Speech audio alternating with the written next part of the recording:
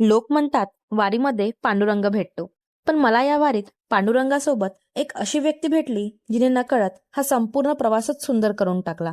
रामकृष्ण हरी मंडळी, स्वागत आहे आनंद वारीच्या डे 4 मध्ये. आजचा दिवस खूप खास होता. सकाळी 5:30 वाजता आम्ही चंद्रभागेकडे निघालो आंघोळीसाठी. त्यावेळेचं पंढरपूर ते वातावरण शब्दात सांगता न येणारं होतं. सगळे वारकरी एका वेगळ्या उत्साहात होते. आंघोळ करून आम्ही तयार झालो आणि निघालो दर्शनाच्या रांगेत लागायला.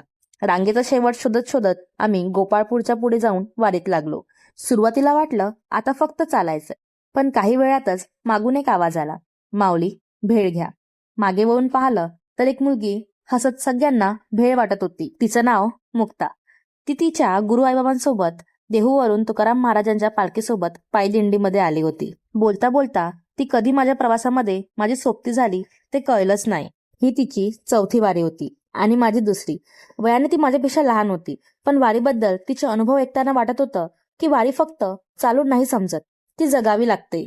गप्पा मारता मारता आम्ही 18वा शेट पार केला, मग 17वा, आणि दिवस संपेपर्यंत आम्ही 16व्या शेटपर्यंत कधी पोचलो कळलंच नाही. त्या दिवसाची सुरुवात माऊलीच्या नावाने झाली होती आणि शेवट एका सुंदर सोबतीने सोबत. त्या दिवशी वाटलं होतं अजून बराच पल्ला बाकी आहे, पण पुढे जे मिळालं त्यासाठी ही सगळी वाट पाहणं सार्थक ठरलं. ते पुढच्या भागामध्ये.